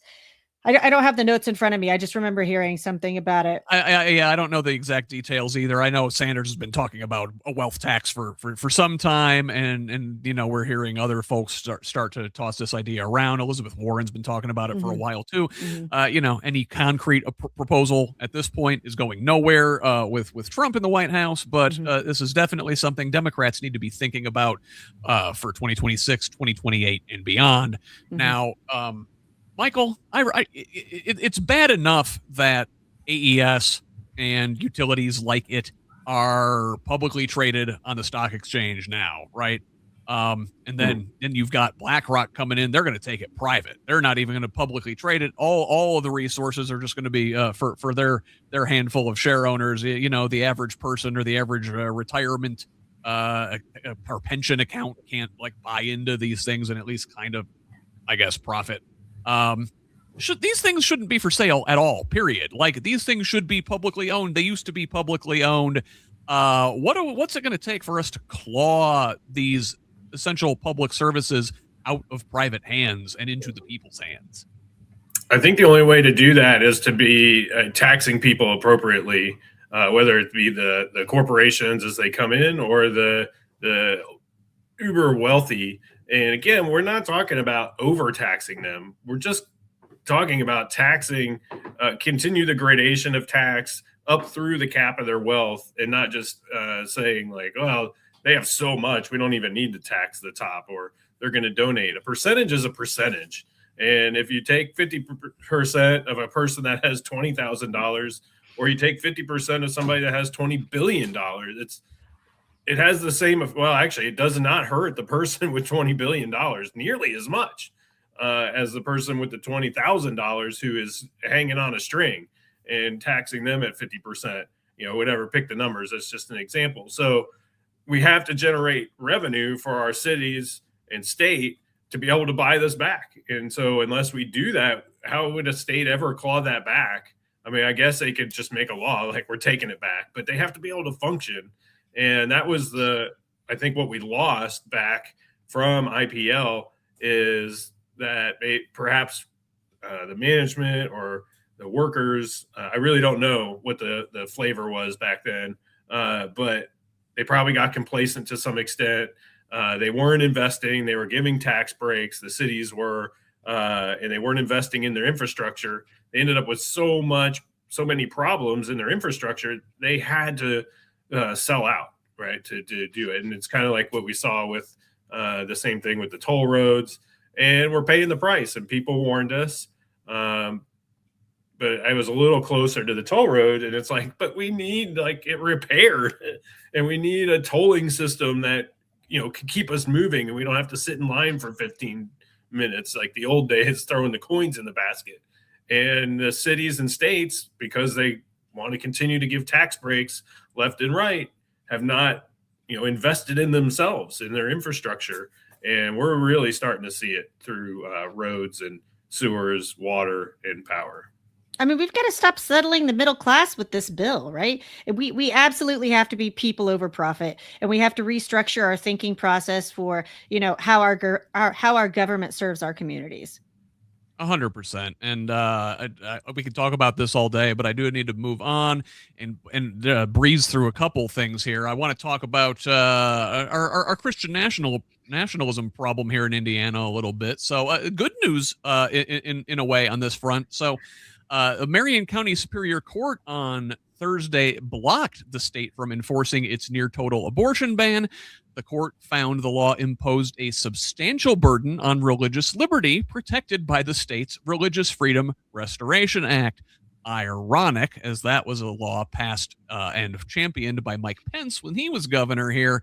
Now, the ACLU filed this class action lawsuit in 2022 on behalf of two anonymous women and the group Hoosier Jews for Choice, who assert the ban burdens their ability to obtain an abortion in accordance with their sincerely held religious beliefs. See, it turns out all religious people don't share the same extreme beliefs on abortion as folks like Micah Beckwith and Attorney General Todd Rokita do. Rokita has already filed an appeal. Now, on the other end of the spectrum, a big loss in court for religious sanity, as Brownsburg Community School Corporation has agreed to settle a lawsuit with a former music teacher for $650,000. John Kluge is the former teacher there. He refused to use students' preferred pronouns in violation of a district protocol, citing his religious freedom to be an asshole, and resigned rather than follow policy. He then sued the district along with Christian nationalist lawfare organization Alliance Defending Freedom. A couple other stories along this I wish we could get to today. From the Indiana Citizen, I will direct folks there. Talking about faith leaders and separation of church-state advocates raising concerns over Governor Braun's new faith-based initiative led by Micah Beckwith. They also, in a separate story at Indiana Citizen, examine Beckwith's legislative agenda at the State House, which fortunately the worst of it did not make it through. But I did want to get your thoughts, especially Tabitha, on the ACLU case and Marion County Superior Court blocking the state's near total abortion ban. That's good development, eh? Yeah, because at the end of the day, right, people need bodily autonomy. Nobody's running out getting an abortion. They're just not. These are decisions that should be made by women and their doctors.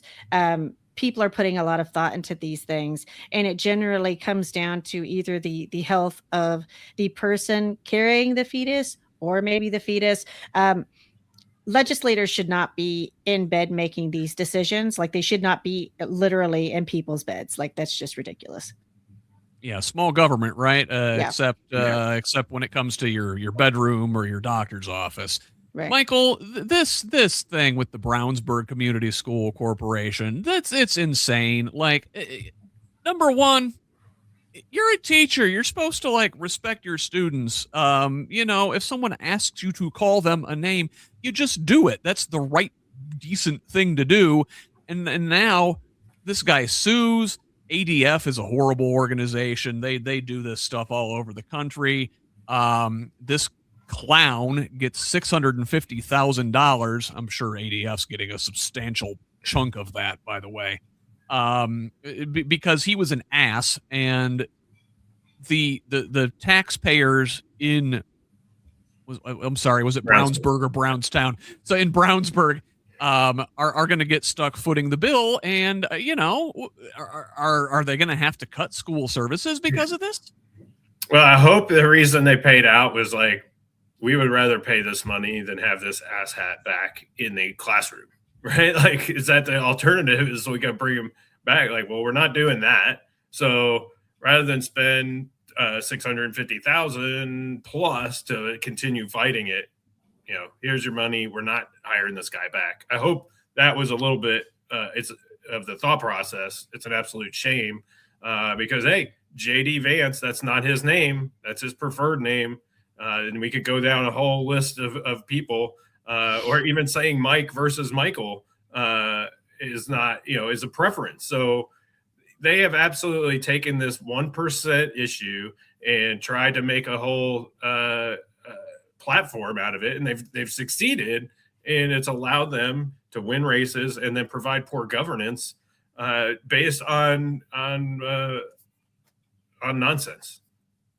It is on nonsense, and the kids in the school district are going to suffer because of it, and not just the trans kids, right? This guy and his religious fundamentalism, which has no place in public schools, is going to cost that whole district $650,000 is a huge chunk of change for a district of any size. But Brownsburg's not a huge town. It's a growing school for sure, and really it's going to affect is going to slow down. I'm sure they're adding 1 or 2 schools to their network right now, the way that area is growing. So it's going to affect that build. Hopefully it doesn't affect the current student services as it is now, but it certainly is going to slow down their development a little bit.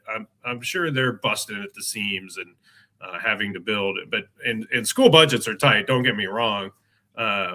But I know that's a growing area of the suburbs. Yeah. So I want to cover a couple things here really quickly, but I want to spend some extra time on this election news. So let me talk about a couple developments in state law and policy this week. So Governor Mike Braun signed 80 bills into law that were passed by the General Assembly. The Assembly wrapped up at the end of February. For more details on that, you can see the last episode I did with Mad Voters last weekend, where we talked about everything that came through this session at the General Assembly. Braun said he is not going to veto anything. So if the legislature passed it, he's going to sign it.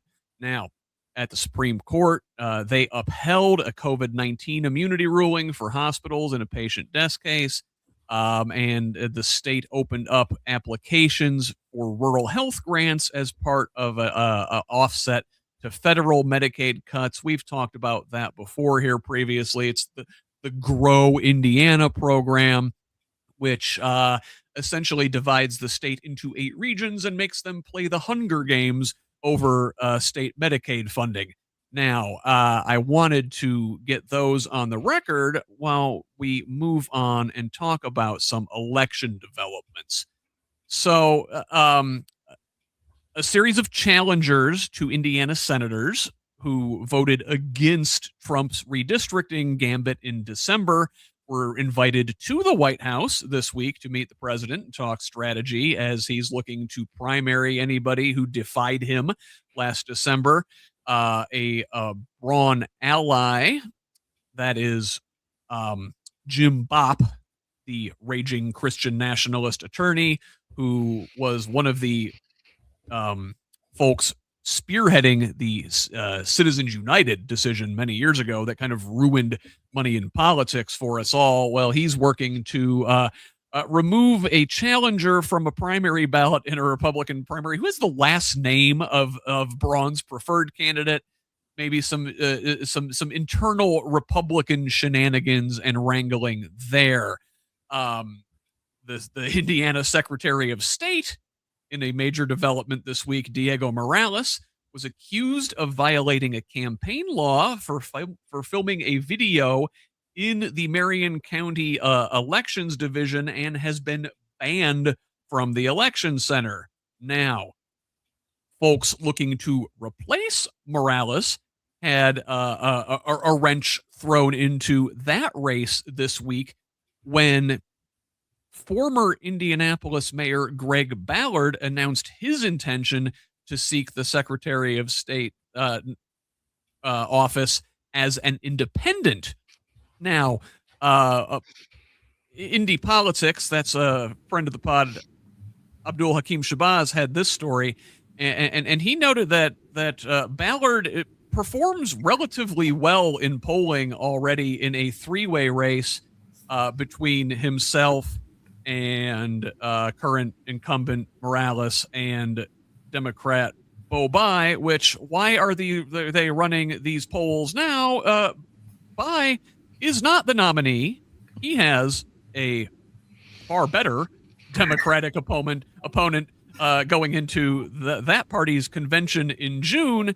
I hate the way they treat this kid as the presumed nominee. Now, Michael, we're talking about your wife, Blythe Potter, who is a Democratic candidate for Secretary of State. So if you want to dip out and not talk about this part, that is absolutely fine. But Tabitha, Ballard apparently is polling in the 20% range. A three-way race with those three. They're showing Bai would win. Again, I hate that they're even asking that question. He's not the nominee. But what do you make of this as a potential three-way race now? So they're claiming this is a three-way race without Blythe. They're not polling asking about the best candidate in this race. I don't know why. Well, but for the argument's sake, there's three parties, so to speak. Mm-hmm. Yeah. No, sure. I hear you. I hear you on that. Okay, I'm going to speak to you as a Hoosier and as a voter, not as a candidate. There is no way in hell that I'm voting for Bo Bai. He's got too many connections to dirty money. I like Blythe. This actually doesn't have anything to do with Blythe, right? Though I like her. This has to do with truth. This has to do with justice. This has to do with Hoosiers. I'm not convinced that any of these guys in the race have got the stuff. I will not be voting for any of them. I think there are a lot of female voters in Indiana right now that will not be voting for any of them. I find it disgraceful and distasteful the way that the Democratic Party has been propping up Bo Bai. Nobody likes him. He's not from here. He doesn't go here. Just because he has whatever connections that he has through his father that cycles all the way back to that dirty Epstein money. Hoosiers smell a rat, and it's Bo Bai. No, thank you. Michael, I'll ask you, and again, you can defer from speaking about the dynamics of the three-way race, but you can shit all over Diego Morales if you'd like. Well, I will say, folks, I am a candidate running in Indiana, and so is my wife, right? But I have a stake in the Democratic Party as a candidate, and so I do have an opinion. I'll keep it mild. I'll keep it mild. Of course, I'm going to be voting for my wife. Of course, I think she is the best candidate. And I think having an independent really waters down the Bai case in that, heck, Ballard may be left of Bai, right? I really think that could be the case, even as we know he's not an independent. He's a Republican. but what it does is it, as Tabitha said, it piles up these men, and again, and it just is like, are we going to keep pounding ourselves in the face with these people that cannot uphold justice for the folks of Indiana?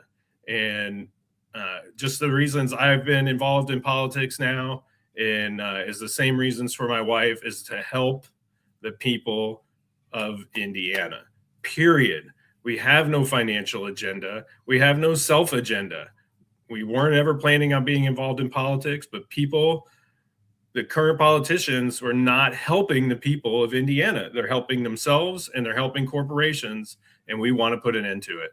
And that's really what we need to get at. And so I encourage people to, and really the viewers of this show, being progressive, are probably looking very closely at Blythe already. So I'm not preaching to the choir here.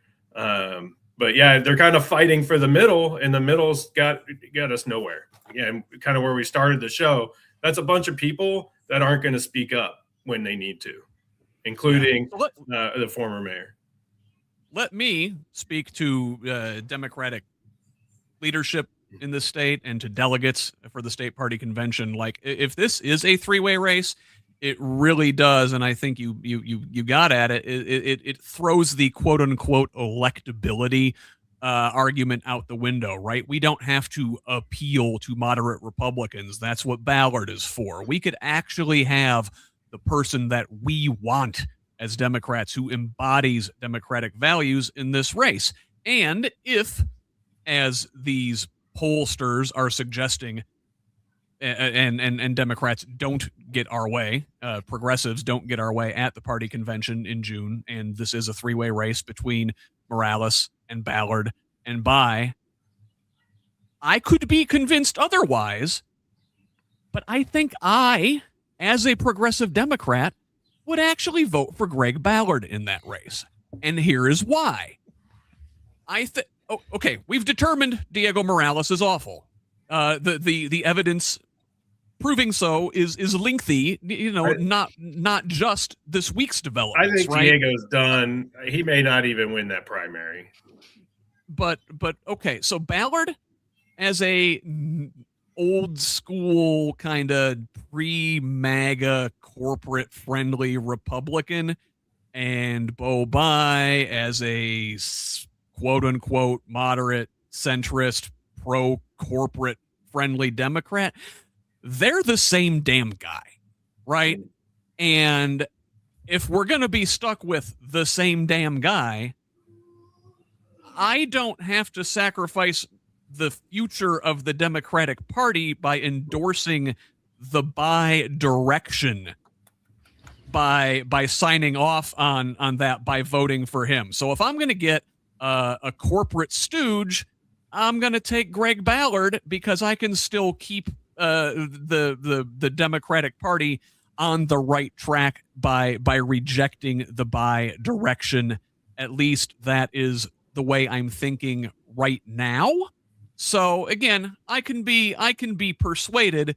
It's early, but that's just sort of the way I'm thinking about things, and I think delegates and party leadership maybe need to think about that going into the June 6th Democratic Party convention when they make their decisions. Tabitha, last word on this thing before our final story here. I will remind everybody that is a true Hoosier born and bred. We do not like to be told what to do. We do not like for candidates to be pushed down our throat. And that is what is happening with Bo Bai. So I think you're absolutely correct. I think the entire progressive section of the party will not vote for him. I know for a fact, because I've spoken to a lot of Republicans, they will not vote for him. I do not know why they are so hard pressed to prop this guy up, but he will lose. I am convinced that he will lose, and he will not be getting my vote. I'm going to vote for Blythe Potter. All right. So one more thing on this is that just like the men think they know everything.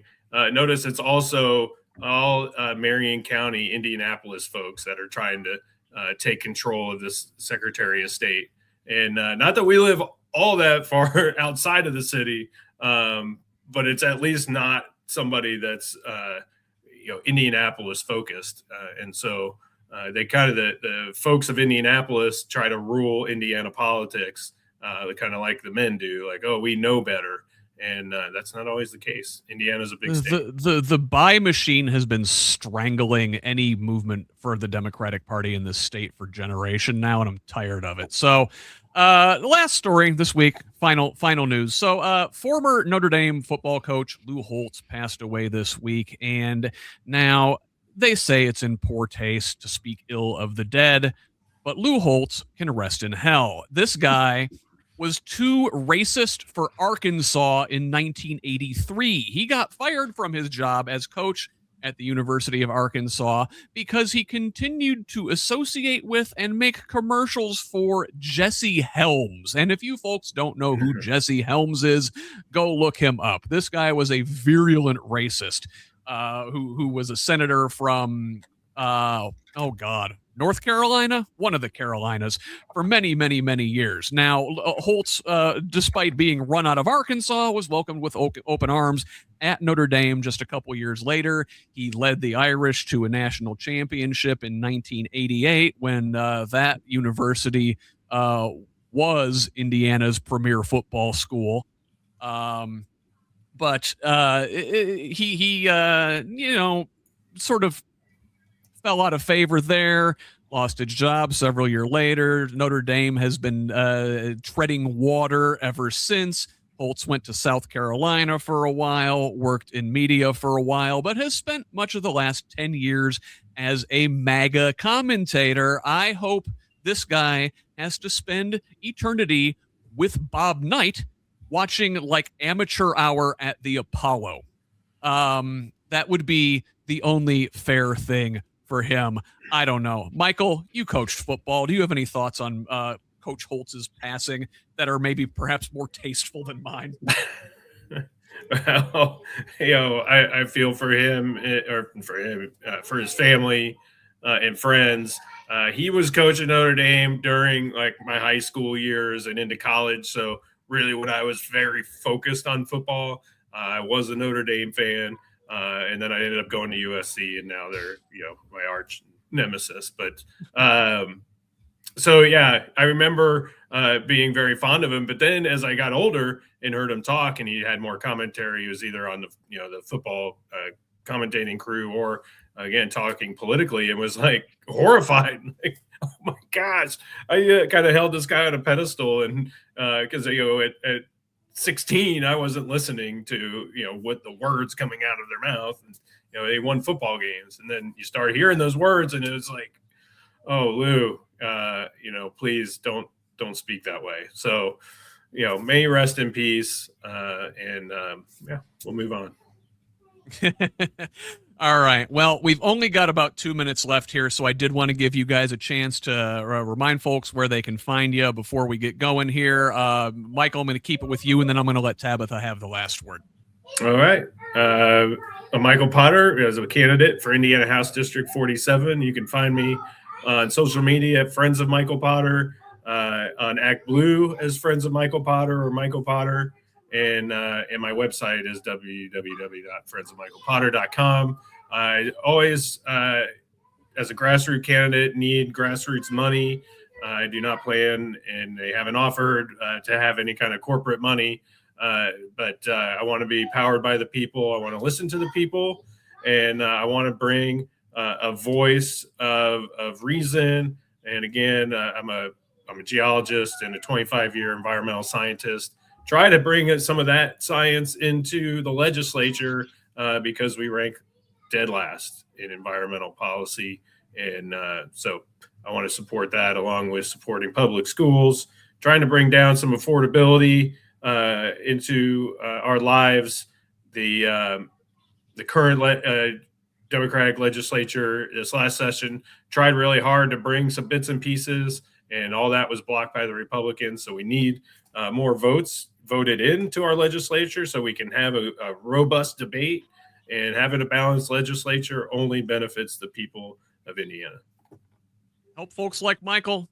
Democrats running 13 points ahead on average in state house races over this last year. So I'm going to need a few more than 13 to flip my seat, but it can be done.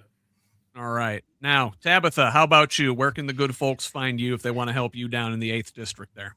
Well, anywhere. Tabitha Zeigler or Tabitha Zeigler for Congress. I will say that, my campaign is people over profits, 100%. Like, I'm not going to be taking any APAC money. Everything's going to be, very local, right? Like, we want to support local people, supporter of autism, disability, LGBTQ plus community, the immigration community, the immigrant community, farming community. Basically, I'm just for the little guy. Like, we need to get big money out of politics to make a difference. And if you're looking for a fighter, you found one.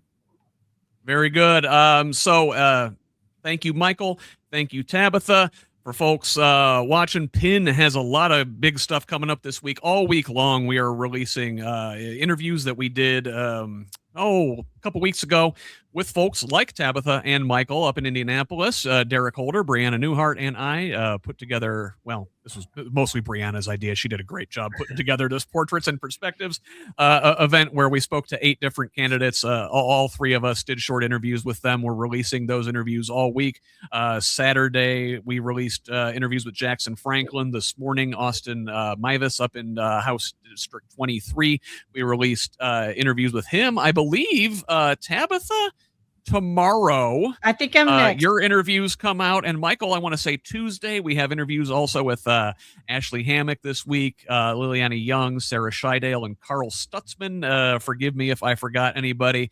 Lots of good stuff. Derek Holder's got 3 interviews this week. Monday with District 9 candidate Kyle Rourke. Wednesday and Friday with State Senate District 15 candidates Chloe Andis and Julie McGill. Thursday, as we do every week, Concerned Clergy of Indianapolis releasing their podcast on Progressive Indiana Network. I have a live event Thursday night with Knox County Democrats. They've got a big event coming up at the end of the month. We're going to talk all about that. And then next Saturday, our first PIN virtual debate in State Senate District 15 is at 2:00. Derek will be moderating that. I'll be behind the glass, as it were. We're going to hear directly from Chloe and Julie there, see what they envision for their district, so folks up in the Fort Wayne area can get a beat on their candidates and figure out who they want to represent them going forward. So a lot going on here. We could use your support at Progressive Indiana Network. That's at progressiveindiana.net online. Please become a paid subscriber if you can. Subscribe wherever you're at. Follow us on social media. Follow me on social media at Who's Left. I think that's it. Until next week, thank you all. Have a great rest of your weekend. Love each other, Indiana.